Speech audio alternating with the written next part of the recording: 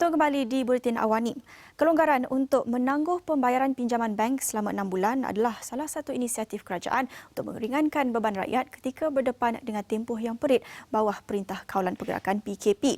Kita juga nak memahami apa yang boleh dimanfaatkan oleh pihak pemilik rumah serta pihak penyewa rumah dalam situasi ini. Jadi bersama saya menerusi talian Natasha Gideon, perunding hartanah IQI Global. Terima kasih Natasha bersama saya di Buletin Awani.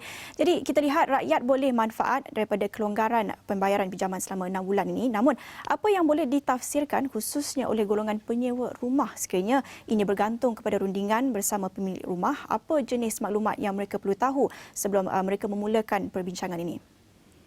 Selamat pagi, Naila. Bagi saya, tak semua pemilik rumah akan bersetuju untuk mengambil moratorium yang diberikan kerana mungkin untuk mengelakkan pembayaran faedah yang tidak diingini kerana ada mortgages yang akan di-compound faedahnya. Tapi kalau pun begitu, tetap ada maintenance fees dan sebagainya yang masih perlu dibayar oleh pemilik. Jadi penyewa mungkin boleh ambil tahu hal yang demikian. Sesetengah pemilik juga mengharapkan sewa rumah sebagai punca rezeki pendapatan. Jadi bagi saya, penyewa hendaklah menerangkan situasi di mana mereka berada kerana pemilik juga mungkin mengalami masalah yang sama.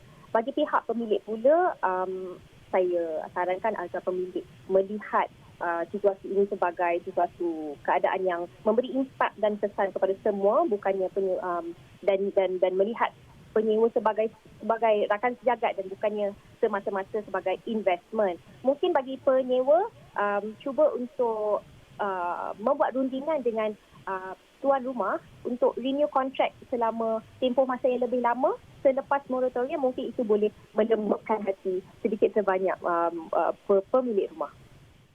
Ya, Natasha, bagaimana pula dengan pemilik rumah yang mungkin menghadapi masalah untuk dapatkan pembayaran sewa sekiranya pihak penyewa hilang sumber pendapatan dan tidak mampu membayar sewa ketika PKP ini? Jadi apa jenis bantuan yang boleh pemilik rumah ini dapatkan?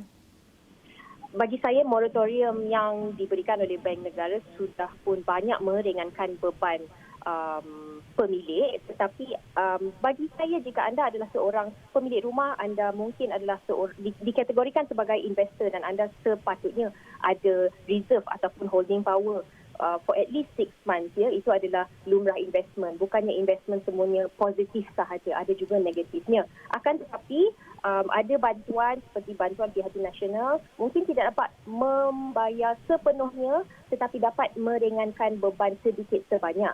Nasihat saya, jikalau perkara ini berterusan, mungkin selepas tempoh 6 bulan moratorium ini, pemilik boleh menghubungi AKPP iaitu Agensi Kaunseling dan Pengurusan Kredit untuk menguruskan segala jenis pinjaman. Ya, dan Natasha, secara keseluruhannya, bagaimana Natasha sendiri melihat kepada bantuan sedia ada ini, terutamanya dalam pakej prihatin dan juga moratorium yang telah diberikan? Apa yang boleh ditafsirkan daripada pakej itu bagi sektor perumahan? Apa yang Natasha sendiri jangkakan dalam sektor perumahan dan hartanah ini dalam bulan yang akan datang? Bagi saya, bantuan Prihatin Nasional adalah untuk kita untuk survivability semata-mata, bagi untuk kita menampung makanan dan sebagainya bagi tempoh 6 bulan yang akan datang, kerana ianya adalah jumlah yang tidaklah sebesar mana yang boleh menampung sewa rumah dan sebagainya.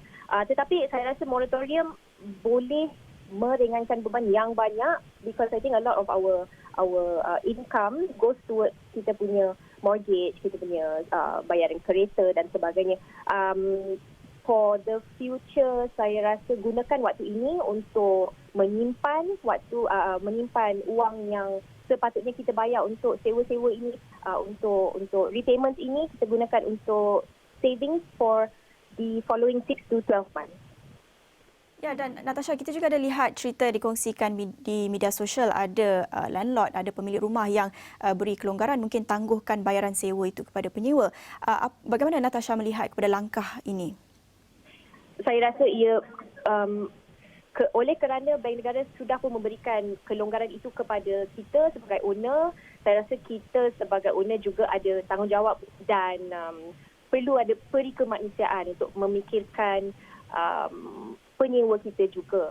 Jadi I feel it's a good move on the government's part for that lah. Bagaimana contohnya kan kalau penyewa rumah untuk mengadakan perbincangan itu bersama pemilik rumah itu, bagaimana mereka nak cuba memulakan perbincangan itu untuk cuba dapatkan tangguhan dan sebagainya, kerana itu bergantung kepada peri kemanusiaan on the side of the landlord. Jadi bagaimana nak mulakan rundingan itu? Sebagai permulaan saya rasa antara penyewa bolehlah cuba untuk reach out towards this landlord dan explain your current situation, what is happening, is there a pay cut in your job scope, kalau ada pengurangan gaji, kalau ada kena buang kerja, things like that.